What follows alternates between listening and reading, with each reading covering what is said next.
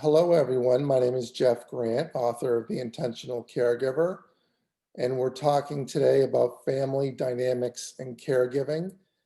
And I'm here with Karen Rigamonti. Hello, Karen. Hi, Jeff. I'm Karen Rigamonti, physician that's now retired from the clinical practice, but works particularly in focusing on healthcare and how we can improve it by shifting the culture through communicating with more compassion, because conversations really need to be compassionate conversations where it's a two-way street and we listen to understand what each person needs for better understanding and then better treatment by seeing the whole person. Excellent. So what I know about being a caregiver for 20 years is that family dynamics definitely plays a large part. And it can go both ways. There can be great family dynamics when it works well, or it could be detrimental to the caregiving experience. And I think there needs to be, there's all kinds of dynamics. There's financial, there's the actual caregiving, there's family planning. There's all kinds of different aspects to it, but I think there needs to be like a conversation and agreements with the whole family before, as early as possible in the process. I so agree with you, having been the caregiver not only for my son who has severe challenges, and a sibling who had severe challenges is deceased now, and for elderly parents also now deceased. But with each one of these groupings, you discover how it's really imperative that everyone understand the challenges that are happening for both the person and the primary caregiver and what they need to do to support that person, because there's no one that can't benefit from some relief from time to time, because it's really an ongoing full-time position, and yet the caregiver in the family is also trying to be a full-time participant in society. Yes, I think there needs to be, in the conversation, I think it needs to be an ongoing conversation. And I think it needs to be, I think there needs to be clearly defined roles. In my caregiving experience with my mother, it was a little bit dysfunctional, and there wasn't clearly defined roles about who was going to do what. But eventually, through my brother, it ended up just being my brother and I taking care of my mother. And so it was an easy process. Like, he would take care of my mother at night, I would take care of my mother during the day. He had certain days off, I would have certain days off. So I know that I was fortunate in a way because there was only two people involved. But as you get more people, the larger the family, the more difficult it is to design an alliance with everybody. And I think that the alliance changes over time Yeah. as different roles um, are assumed and the expectations change with those roles and assumptions. And also as the person, if they deteriorate or has new and different challenges with the disease changing or their age changing or whatever it is, or the personal situation of the caregiver, that it becomes much more cumbersome. And the complexities are that we're dealing with personalities that are often sleepless and stressed on top of that. And then you have the wishes and desires of the person that is being taken care of also that come into play. So important, the wishes of the person you're caring for. Um, yeah, in my current caregiving situation, I'm caring for my wife, and I have support is so important. I think that's one of the things to design while you are talking to your friends and your family, sorry. And support is so important. I think with support, everything sort of is easier to design because you have, certain family members, can provide you with meals once in a while. Certain family members may or may not be able to help you with caregiving when the primary caregiver needs respite. And I think there needs to be an ongoing conversation around finances. And like we both said, it needs to be an ongoing discussion. And we assume also that it's going to be an honest discussion, because so often what I've noticed and seen is that some portion of a family does things behind the back of other family members, and that creates friction as well. And they you don't know how the patient is swayed by these things because they only know the information again that they're given. And so I think all these things come into play, and each person and each situation is very different. And I think it's really important to sit down and do this not just once, as you say, and be done, but it is ongoing. And whether they have a weekly discussion, a monthly or quarterly, depending on the locations and the involvement of each family member, it is important for everyone to know what's going on and to keep revisiting what's good for the patient, what the patient themselves want, because no one wants to be treated just as a disease or just as someone with a problem. They want to feel engaged as well and feel part of the system. You're so on point with that. I always try to empower my wife. I always try to empower her with choices. And I feel that the more choices I empower her with, or that I empower her with, the better caregiving goes. Yes, and I also want to point out that in your particular case, your wife is a very active, vibrant person, not physically as much as just verbally and intellectually. But when you deal with both the disabilities of an intellectual sort when they're younger that are either mentally or intellectually not as capable, and particularly with the elderly, as their intellect also starts to decline, it becomes even more challenging because psychological factors and emotional factors come into play, and personalities become very challenging. And sometimes the person themselves can't express exactly what they want. Some of the things that society has put in place, such as the lawyers' agreements and whatnot, are there to protect the patient, and yet very often they actually do more harm than good to the patient, because in their effort to protect, they actually allow one side to do things that the patient may or may not really want, because psychologically they're not able to answer truthfully. Yeah. In in hindsight, my my mother, just a little background information. My mother was left, had a stroke, was Mhm. left with aphasia, unable to speak, and was paralyzed on one side of her body. And so it was and we never had discussions about what would happen in the event that she fell ill. So it was up to my brother and I to kind of, interpret her wishes and to think back on things that she said to us, as she raised us. And it was very difficult to know her exact wishes. And I think if I was to go back, I think I would have a facilitator help us lead the conversation between my brother and I on how to effectively provide care for her and seek out resources for support, because there was I didn't know what self-care was back then. I didn't know about all the resources there are available.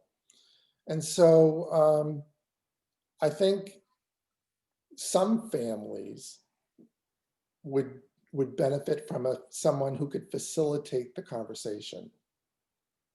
Yeah, I think that it really depends on each family, of Yes, course. yes.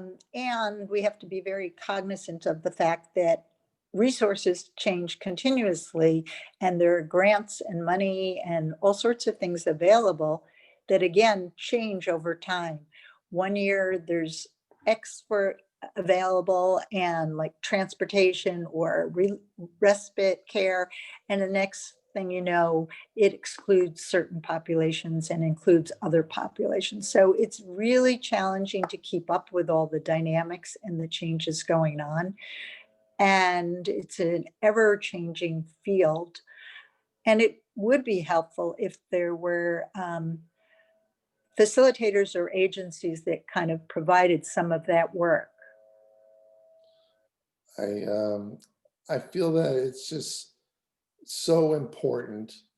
Um, I know, you know, twice in my life that the caregiving experience, it's often a roller coaster ride in the beginning, and there's very little time to think about these things. But I think it's important to bring them into the conversation now. So when a loved one falls ill, or when there's, if it's a sudden illness, or whether it's a long lasting gradual decline, I think it's important to realize that, outside experts can provide, can facilitate, the discussion. But on the other hand, there might be the feeling that somebody is trying to um, take my independence away. Yeah, I think it's really a balancing act Yeah. and very challenging because we usually don't discuss these things ahead of time. And in the case of if it's somebody from birth, then clearly you haven't discussed it ahead of time. And most people are unprepared for it. They're living their lives, and suddenly they've got this added dynamic going on that is very emotionally and physically exhausting and gets to the spirit as well. And so I think we put a stigma on we have to be so capable that we can do everything ourselves, and we don't reach out to people that have walked on both sides of the street and really kind of know what the possibilities are, and maybe don't have all the answers, but can connect you to the answers and are willing to do that. And I think we shortchange ourselves if we don't reach out to others for support and ask for help or ask questions and get more information and realize that whatever you got this month could change in a few months and you have to revisit it again. I think maintaining and building connections early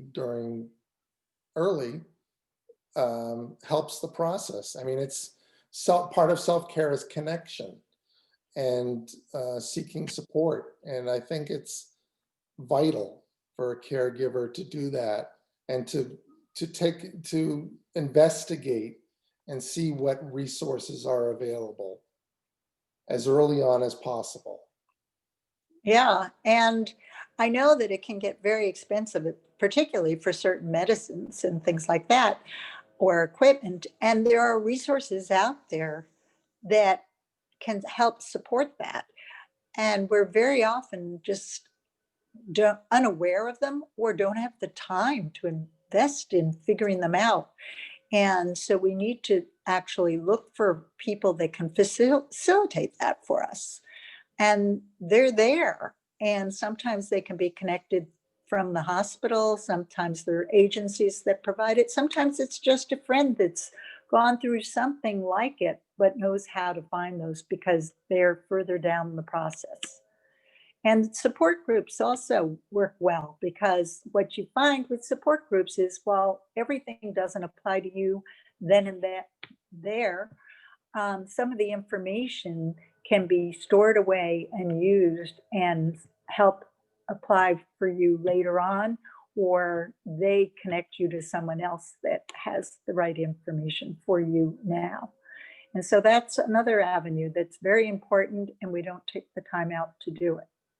We don't, and I think early on in the process, when a loved one falls ill, there's a lot of running around, there's a lot of appointment making, there's a lot of stress.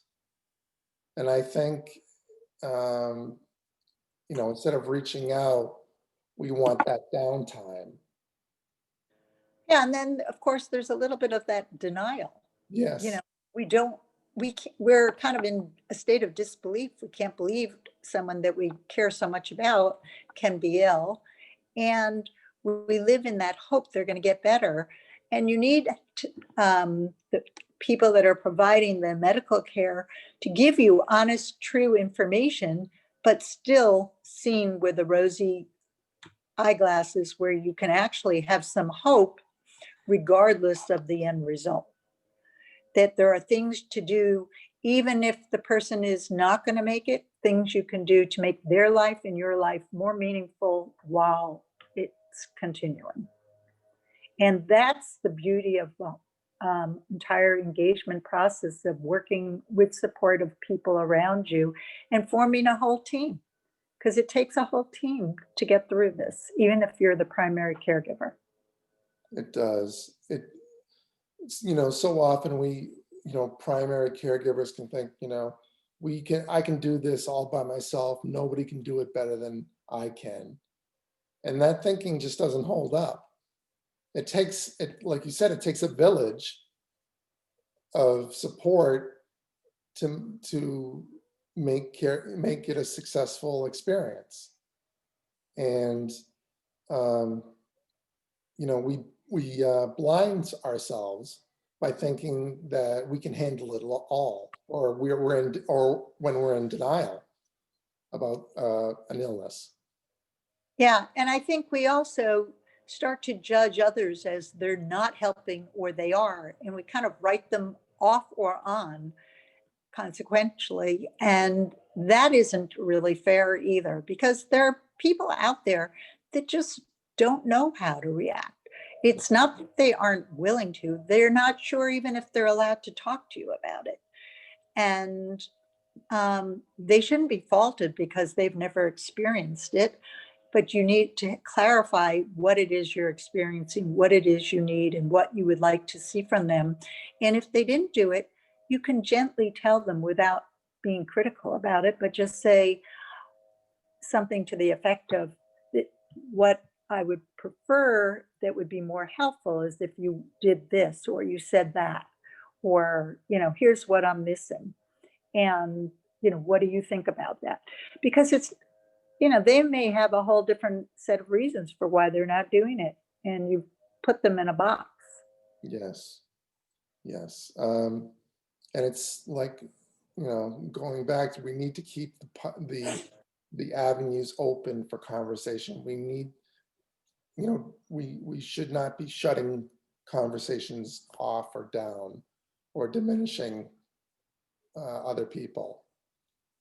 Yeah, and our egos get in the way, I think, Yeah. because we think that we deserve to be a heroine or a hero in the process of taking care of someone, and yet we certainly are at choice to do it or not to do it. I don't say that it isn't our responsibility if you're married to your spouse, or you're the parent of, or the child of. Sure, you and I both feel we should participate, but not everyone does, or sometimes it's a divide and conquer. One person is going to take care of one aspect while you're going to do the hands-on, which, many people would say is the harder part, but they're going to support you by looking for resources and doing some of the other work. So every little bit helps, and we all have to be cognizant that not everyone can be the primary caregiver. and not judge them accordingly. I agree. It's, you're so right in saying it. We all have a choice, but if it's our spouse or our loved one, like a parent or a child, it's a little bit different. And we feel, I don't know, there's like the obligation feeling comes in, and that sort of clouds things. We need to have an open and honest discussion. And then you have other things as well. I mean, I know people that have challenges in life, but they still can function Yeah, and they still have a job. And yet their families don't live close by. And I know that I very often will invite them over to participate with my family. And I think that they're so happy, and their family members are relieved, maybe because of me. I don't know whether they have guilt or no guilt, but they don't participate much. They're lucky if they get a 2-minute phone call. I spend more time with the person than they do. yeah, And that's not a judgment. I mean, we're all busy and we all have particular reasons why we do or we don't. Um, and we can find the good and the joy of those that we serve without being critical to those that are not also participating in the endeavor. And we have to address so many different angles because there's transportation and financial and appointments and mental well-being and spiritual well-being and the physical challenges and the shopping for the right foods and the diet and the maybe equipment and relief and all sorts of things, both for the person and for you. And each one is equally as important. yes, it is. Um, I think we've only scratched the surface of this Yeah. conversation. I think we should revisit it at some point. Yeah, I think we're going to definitely have to, because I think it's also important to do it from the point of view of how the recipient of all this care is feeling as well. That's right. And we've just scratched the surface. So I'm looking forward to further conversations with you where we can go into it from other angles. Okay, I just wanted to make people aware of my website. Again, it's jeffgrantconsulting.com. You'll be able to read, all about me and receive a free chapter of my book, The Intentional Caregiver. And I know you have a website as well, Karen. Right. I have a website, drkaren.org. And I also, on that, you can see some of my things about how to build healthier cultures and gaps between caregivers and care providers and toxic communication and assessments so that we can build stronger connections with people through more caring conversations. So again, drkaren.org and your website, and people, I hope, will connect with us because it's an ongoing conversation. It is.